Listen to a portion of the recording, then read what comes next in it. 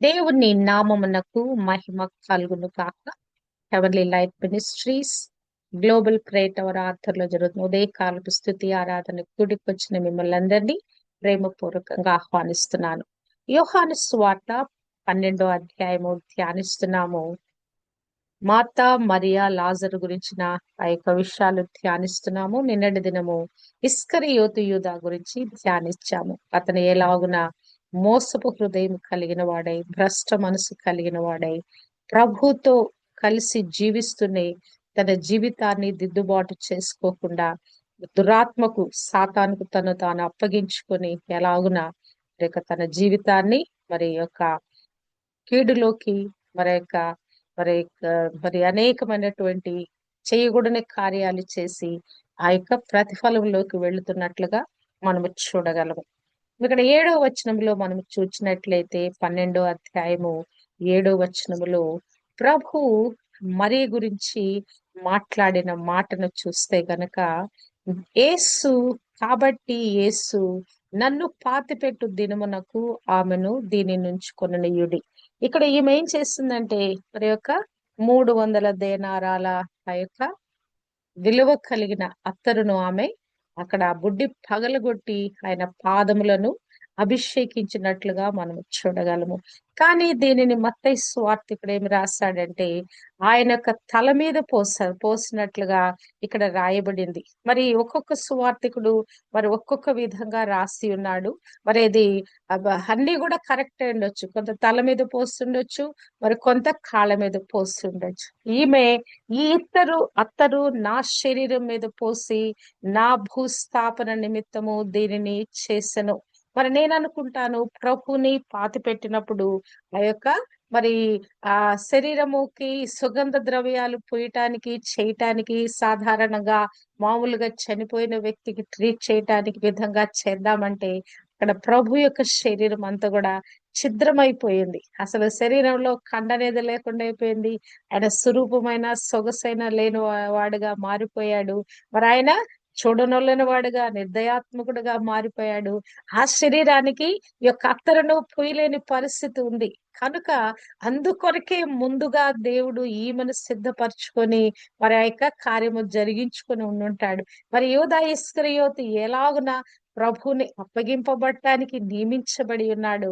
ఈమె కూడా ప్రభు యొక్క మరి ఈ శరీరాన్ని అభిషేకించటానికి నియమించబడి ఉన్నట్లుగా మనము చూడగలము. ప్రభు ఇక్కడ మాట్లాడుతున్న మాట దీనిని మరి నన్ను పాతిపెట్టు దినమునకు ఆమెను దీని నుంచుకొననీయుడి. హల్లెలూయా. ఇంకొక మరి ఆ రోజుల్లో ఆయన చనిపోబోయే ఆ యొక్క సంభవాన్ని ప్రభు మాట్లాడుతున్నాడు. నన్ను పాతిపెట్టు దినమునకు ఆమెను దీని నుంచుకొననీయుడి. అంటే ఈ యొక్క లోకంలో దేవుని యొక్క ప్రణాళికలో ప్రతి ఒక్కరు కూడా ఆయా పనుల కొరకు నియమించబడి ఉన్నారండి. ఆ నియమించబడిన పనిని మరి మనము అది గుర్తెరిగి ఏ పని కొరకు మనం నియమించబడ్డామో అది గుర్తెరిగి అందులో కొనసాగాలి. యూదా ఇస్కరియోతు అయితే తన ప్రణాళికలో అతను వెళ్ళిపోతా ఉన్నాడు. కానీ మరియను దేవుడు నియమించుకున్న దానికి ఆమె అంత పీక్ స్టేజ్కి వెళ్ళి ప్రభుని మరి అంతగా మరి ఆయన శరీరాన్ని అభిషేకించేంత పీక్ స్టేజ్ వెళ్ళగలిగిందంటే అది కేవలము ఆమె ప్రభుని ఆరాధించుట, ప్రేమించుట అనేటువంటి ప్రభుతో కలిగి ఉన్నటువంటి ఆ పర్సనల్ అటాచ్మెంట్, ఆ పర్సనల్ రిలేషన్షిప్ లో నుంచి ఆమె ఆ కార్యం చేస్తుంటదని నేను అనుకుంటాను. 10వ అధ్యాయము లూకా సువార్తలో చూసినట్లయితే ఆ 38వ వచనంలో మరి క్రీస్తు ప్రభు పాదాల యొద్ద కూర్చుండి నేర్చుకుంటా ఉన్నది. అంటే నిరంతరము కూడా ప్రభుతో ఫెలోషిప్ చేయటానికి ఆమె ప్రయత్నిస్తా ఉన్నది. ప్రభుతో కలిసి ఆయన చెప్పే మాటలు ఆలకిస్తూ, ఆయన చెప్పే బోధన ఆలకిస్తూ, దాన్ని అర్థం చేసుకుంటూ, అవలోకించుకుంటూ, దాన్ని హృదయ లోతుల్లోకి తీసుకుంటూ, మరి దాన్ని ధ్యానిస్తూ, తలపోస్తూ, అంటే ఈ యొక్క వాక్యము అనేది ఆమెలో ఎంతగా పనిచేసిందంటే తన యొక్క సంవత్సర కాలము ఆ యొక్క జీతము కూడా కదా.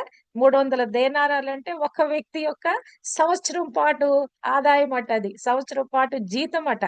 లేకుంటే కూలి అట. ఒక పనివాడు పని చేస్తే సంవత్సరానికి వచ్చే కూలి అంట.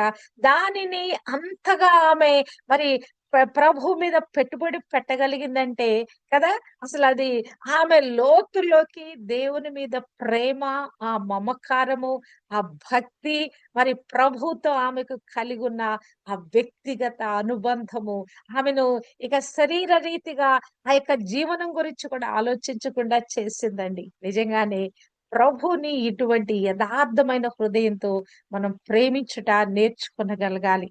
ప్రేమిస్తేనే మనము మన లోపల నుంచి పెట్టగలం. నేను ఎప్పుడు చెప్తాను, ప్రేమ అనే దానిలో 2 గుణ లక్షణాలు ఇమిడి ఉన్నాయి. ప్రేమ అనే పదంలో ఒకటి ఇచ్చుట, రెండవది క్షమించుట.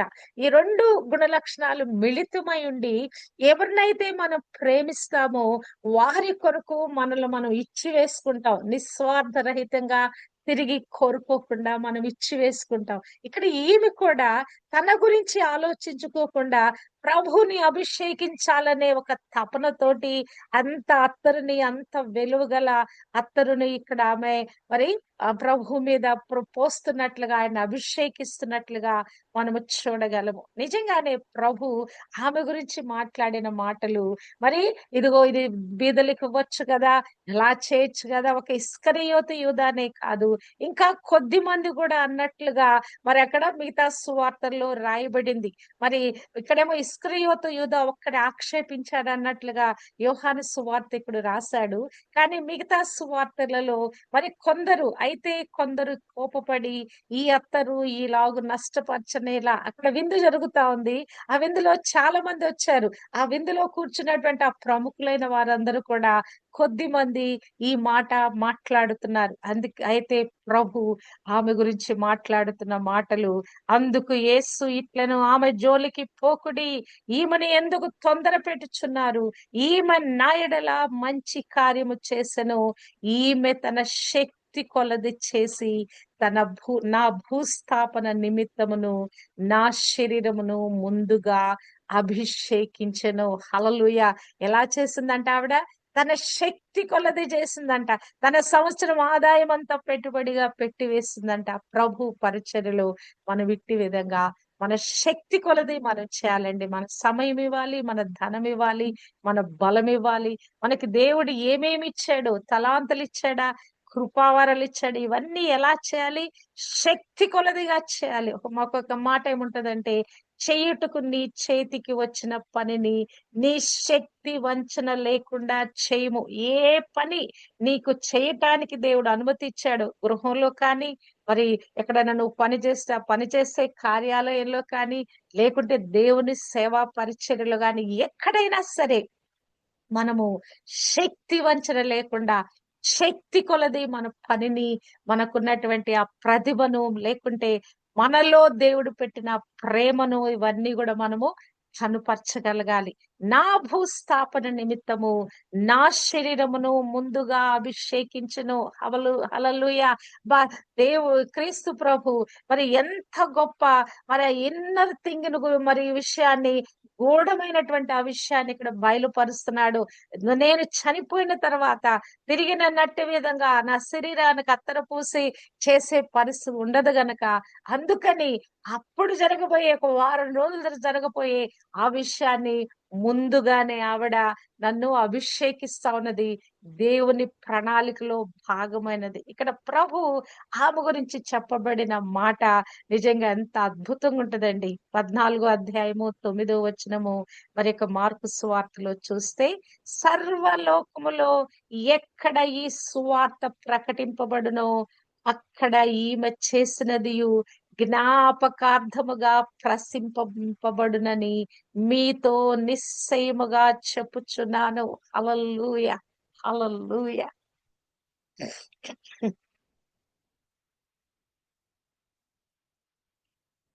ప్రభు కొన్నిసార్లు నిశ్చయంగా చెప్పుచున్నానని చెప్తాడు. మరి మామూలుగా మాట్లాడుకుంటూ వెళ్ళిపోతాడు. కానీ కొన్ని ప్రత్యేకమైన సందర్భాలలో నిశ్చయముగా చెప్పుచున్నాను, నిశ్చయముగా చెప్పుచున్నానని చెప్తూ ఆమె గురించి చెప్తున్నాడు. సర్వలోకములో ఎక్కడ ఈ సువార్త ప్రకటించబడునో అక్కడ ఈమె చేసినదియు జ్ఞాపకార్థముగా ప్రశంసింపబడునని. హల్లెలూయా! కదా! ఇప్పటికి కూడా 2025 సంవత్సరాల తర్వాత కూడా ప్రభు చనిపోయిన తర్వాత, చనిపోయి 2025 సంవత్సరాల తర్వాత గూడా ఎప్పుడు ఈ వాక్యం ధ్యానించినా సాధారణంగా ఈస్టర్ సందర్భంలో ఈ మా యొక్క విషయాలు మనము ధ్యానిస్తాము కదా! ప్రతి సంవత్సరము ఈస్టర్ ఆ ప్రాంతంలో ఈ వాక్యాలను మనము ధ్యానిస్తాము. ధ్యానించిన ప్రతిసారి కదా! ఈమె చేసిన ఈ గొప్ప కార్యము, ఈ మహోన్నతమైన కార్యము కదా! మరి నిస్వార్థమైన ఈ కార్యము, ప్రేమ పొంగి పొర్లుతూ ప్రభు పక్షాన చేసిన ఈ కార్యం గురించి ఎప్పుడు మనము ధ్యానిస్తానే ఉంటాము. ఎప్పుడు గూడా ప్రభు ఈమె గురించి చెప్పిన మాటలను మనం ఈ విధంగా పలుకుతూనే ఉంటాము. అంటే మానవుని యొక్క క్రియలు వారు చనిపోయినా కూడా అవి నిరంతరము జీవించే ఉంటాయండి. చేసిన మంచి కార్యాలు గాని, చెడ్డ కార్యాలు గాని, మనిషి చనిపోయిన తర్వాత గూడా అతని క్రియలు మాట్లాడతాయి వారి గురించి. అవునా కదా! ఎవరైనా జ్ఞాపకం అబ్బా! ఎంత చెడ్డవాడుగున్నానండి. దుర్మార్గుడుగుండే అని జెప్పేసి ఒక వ్యక్తి గురించి అనుకుంటాం. మరొక వ్యక్తి గురించి ఎంత మంచివాడండి, ఎంత సాత్వికుడండి, ఎంత ప్రేమ గలవాడండి కదా! ఇంకా వారి గురించిన ఆ గుణ లక్షణాలు మంచి గాని, చెడు గాని వారి భూమి మీద ఉన్నప్పుడు జరిగించిన కార్యాలను మనం తప్పనిసరిగా మనం జ్ఞాపకం చేసుకుంటా ఆయా వ్యక్తులు మన దృష్టిలోకొచ్చినప్పుడు, మనకి జ్ఞాపకం వచ్చినప్పుడు, ఏదైనా ఒక సందర్భంలో వారి గురించి మనం మాట్లాడుకున్నప్పుడు, వారి యొక్క క్రియల గురించి మనం మాట్లాడతాం. కనుక మనము చేసే క్రియలు మన గురించి సాక్ష్యమివ్వాలి. మనను గురించి మంచి మాటలు మాట్లాడే విధంగా ఈ లోకంలో మనదైన ముద్ర మనము వేయగలగాలి. ఈమె చేసిన కార్యము మరి ఆమె మరి ప్రపంచ యావత్తులో ఉన్న ప్రతి ప్రజ, ప్రతి క్రిస్మస్ సమయంలో కూడా ఆమెను జ్ఞాపకం చేసుకునేలాగన ప్రతి ఒక్క ఈస్టర్ సమయంలో గూడా ప్రభువా క్షమించు. ఈస్టర్ సమయంలో గూడా ఆమెను జ్ఞాపకం చేసుకునేలాగన మరి ఆమె ఈ గొప్ప కార్యము చేస్తా ఉన్నది. ప్రభువు ఆమెను తొందర పెట్టవద్దు. ఎందుకు ఆమెను తొందర పెడుతున్నారు? మరి ఇలాగ ఎందుకు మీరు మాట్లాడుతున్నారు? యేసు ఆమె నన్ను పాతిపెట్టు దినమునకు ఆమెను దీనిని ఉంచుకొననీయుడి. హల్లెలూయా!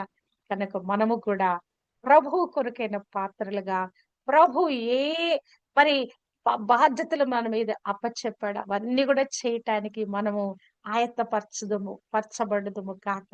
మరొక స్త్రీ కూడా కానుక పెట్టెలో మరి కొన్ని కాసులు 2 కాసులు వేసిన ఆ స్త్రీని గూడా దేవుడు క్రీస్తు ప్రభు ఎంతగానో మెచ్చుకుంటాడు. నిజంగా ఆమె తన జీవనమంతా వేసేసింది.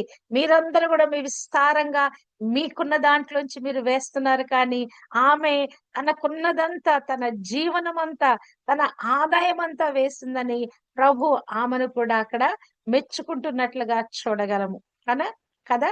ప్రభువుకిచ్చే విషయంలో మన చేతికి ఎముక లేనట్లుగా ఇవ్వాలండి. ఇక్కడ మరి ఇద్దరు స్త్రీలు మనం చూస్తున్నాము. ఒకామేమో తన జీవనం అంతా ప్రభు పరిచర్యకి ఇచ్చివేసిందంట. ఒకామేమో ఒక సంవత్సరపు జీతం అంతా గూడా ప్రభు పరిచర్య కొరకు ఇచ్చివేసిందంట. కనుక మరి స్త్రీలైన వారు ఈ బైబిల్ గ్రంథంలో రాయబడిన స్త్రీలైన వారు ప్రభు కొరకు తమదైన ముద్ర మరి కలిగి ఉన్నారు. మన ఎదుట వారు సాక్షులుగున్నారు. వారిని బట్టి మనము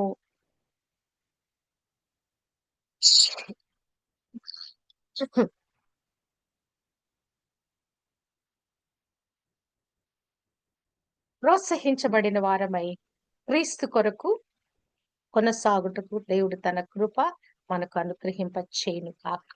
9వ వచనము. కాబట్టి యూదులలో సామాన్య జనులు ఆయన అక్కడ ఉన్నాడని తెలుసుకుని యేసును చూచుటకు మాత్రమే కాక మృతులలో నుండి ఆయన లేపిన లాజరును కూడా చూడవచ్చిరి. ఇక్కడ విందు జరుగుతా ఉన్నది. ప్రముఖులైన వారు మాత్రమే ఉన్నారు. కానీ ప్రభువు అక్కడ ఉన్నాడని, తర్వాత మరి లాజరును బ్రతికించాడు గదా! అందరూ ఆ దినము ఆ సమాధి దగ్గర లేదు. లేరు. యూదయ నుంచి యెరూషలేము నుంచి చాలా మందొచ్చారు. వారు ఆ యొక్క ప్రభు అద్భుతం చేసినప్పుడు లాజర్‌ని బయటికి తోడుకొని వచ్చినప్పుడు వేరే ప్రజలున్నారు. యెరూషలేముకు సంబంధించిన వారున్నారు. ఊరి వారు గూడా కొద్దిమంది ఉండుండొచ్చు. కానీ ఇప్పుడిది పబ్లిక్‌లోకి వెళ్ళిపోయింది. ఈ వార్త పబ్లిక్‌లోకి వెళ్ళిపోయింది. ఏమని? మరి లాజర్ అనే వ్యక్తి లేపబడ్డాడు. యేసుక్రీస్తు అనే వ్యక్తి ఆయన లేపియున్నాడనే వార్త మరి పబ్లిక్‌లోకి వెళ్ళిపోయింది. యూదులలో సామాన్య జనులు గూడా మనకి బయలుదేరి వచ్చేసారంట. ఆయన అక్కడ ఉన్నాడని తెలుసుకొని మరి యేసును చూడటానికొచ్చారు. అద్భుతం చేసిన వ్యక్తిని చూడటానికొచ్చారు. ఎవరి పక్షాన అద్భుతం జరిగిందో మృతులలో నుండి ఆయన లేపిన లాజరును కూడా చూడవచ్చిరి. హల్లెలూయా! అద్భుతం జరిగినప్పుడు ఇద్దరికి మహిమ కలుగుద్దండి. ఒకటి అద్భుత కార్యం చేసిన వ్యక్తికి మహిమ కలుగుద్ది. రెండోది అద్భుతం పొందుకున్న వ్యక్తికి కూడా మహిమ కలుగుద్ది కదా! మన జీవితాల్లో అద్భుత ఆశ్చర్య కార్యాలు జరుగుతున్నాయంటే, ఆ కార్యాలు జరిగించిన ఆ మహిమాన్వితుడైన దేవునికి మనం ఎంతగానో కృతజ్ఞతాస్తుతులు, స్తోత్రాలు, మహిమ, ఘనత, ప్రభావం ఆరోపిస్తాం.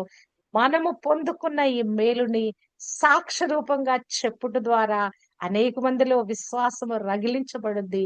అంతేకాదు కార్యం పొందుకున్న మహిమకు మనము కూడా ఆ మహిమను మనము పొందుకుంటాం. హల్లెలూయా!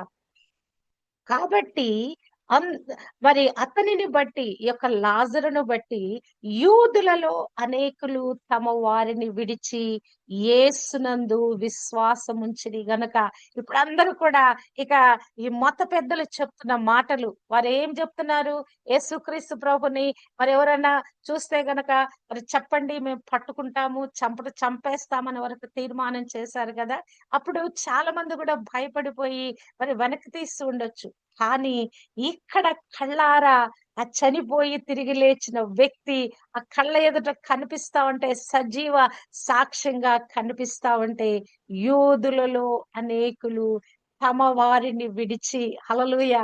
ఆ యొక్క చెప్పబడిన ఆజ్ఞలు ఏదైతే ఖచ్చితంగా మీరు యేసుక్రీస్తు ప్రభువుని మీరు అనుసరించవద్దు అని ఆ జారీ చేయబడిన ఆజ్ఞను గూడా వారు ధిక్కరిస్తూ తమ వారిని విడిచి యేసునందు విశ్వాసం ఉంచారు.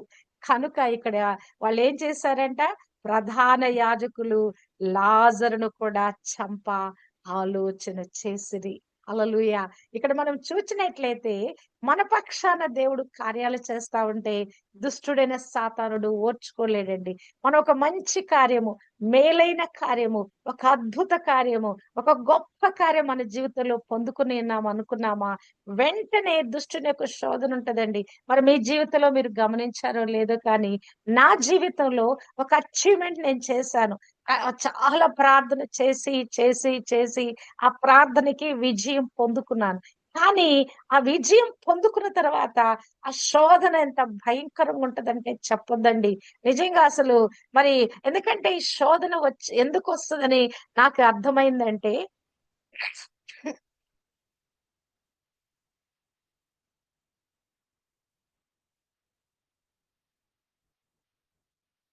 ఒక గొప్ప కార్యం పొందుకోగానే మనలో కించిత్ గర్వము, అహం అనేది పెరుగుద్దండి. అంటే నా ఆత్మీయ జీవితంలో నేను అర్థం చేసుకున్న దానిలో ఒక అద్భుతము మరి అది జరగరాని కార్యము ప్రార్థన విజయం ద్వారా పొందుకున్న కార్యాలను మరి వాటిని బట్టి అతిశయపడతామని దేవుడు ఒక ముల్లులాగా సాతానికి మరలా ప్రేరేపణిస్తాడేమో, మరొక శోధన మరొక సమస్యలోకి అనుమతిస్తాడేమో అనిపిస్తది నాకు. ఎందుకంటే ఈ అద్భుత కార్యాన్ని బట్టి మనలో కొంచెం ఏమరపాటుతనం గూడా వస్తది. హమ్మయ్య!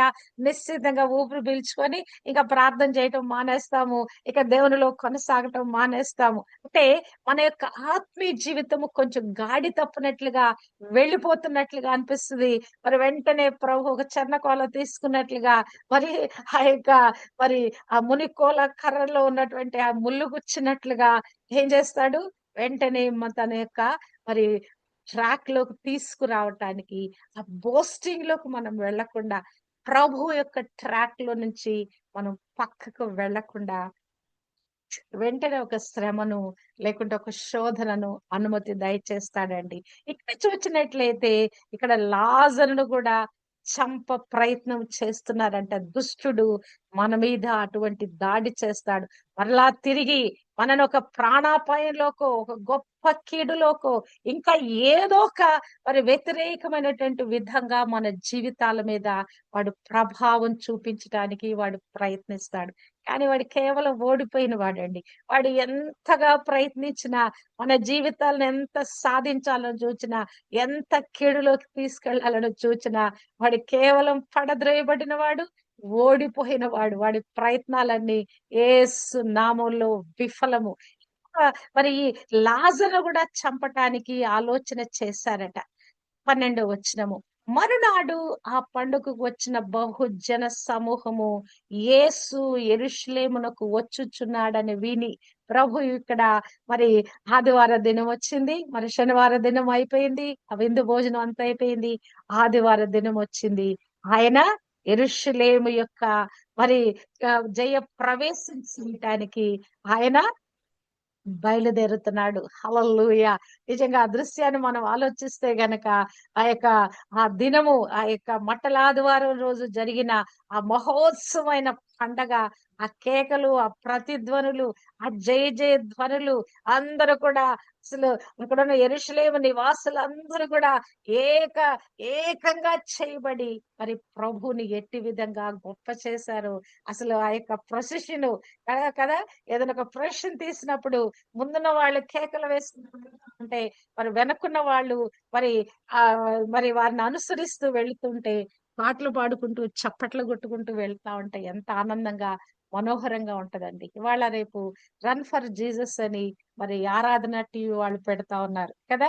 ఆ యొక్క సమయంలో కూడా ఒక గుంపుగా ఒక ప్రవాహంగా బయలుదేరి పాటలు పాడుకుంటూ మరి అట్టి విధంగా దేవుని గురించిన ఆ మాటలు కేకలు వేస్తూ ఆర్భాటంగా మరి వేస్తూ వెళ్తా ఉన్నప్పుడు కూడా అదెంతో మనోహరంగా అనిపిస్తది. ఒకప్పుడు పాత కాలంలో మరి యొక్క మట్ల ఆదివారం రోజు చాలా విధంగా మేము ఆ ఈత మట్టలు పట్టుకొని చక్కగా వాటిని అలంకరించుకొని చాలా ఆర్భాటం చేయగలిగేవాళ్ళం. ఇప్పుడు మనకి ఆ యొక్క భాగ్యం పోగొట్టుకున్నాం. ఇక్కడ వీరు కూడా ప్రభు యెరూషలేముకు వచ్చుచున్నాడని విని ఖర్జూరపు మట్టలు పట్టుకొని ఆయనను ఎదుర్కొనబోయి జయము ప్రభువు పేరట వచ్చుచున్న ఇశ్రాయేలు రాజు స్తుతింపబడును గాక అని కేకలు వేసిరి. హల్లెలూయా! హల్లెలూయా! ఇక్కడ ప్రజలు మనసారా ప్రభుని ఆరాధిస్తున్నారు. బాహాటంగా అసలు ఆ యూదులకి మరి భయపడటం మానివేశారు. ఏమైనా జరగని అన్నట్లుగా మరి తెగించినట్లుగా ఇక్కడ మనము చూడగలము కదా! మరి మరి ప్రధాన యాజకులు ఒక శాసనాన్ని, ఒక రూల్‌ని విడుదల చేశారంటే అది ఖచ్చితంగా ఆ దినాలలో జరిగి తీరుద్దండి. ప్రధాన యాజకుడనే వాడికి అంత పవర్స్ ఉంటాయి. అటువంటిది వారి మాటలు కూడా ప్రధాన యాజకుడు అక్కడున్న సన్హెద్రిన్ సభ వారు చేసిన తీర్మానాన్ని కూడా వీళ్ళు బేఖాతరు చేసి ఇక్కడ ప్రజలందరూ కూడా గుమికూడి కదా! ఈ కేకలు వేస్తున్నారు.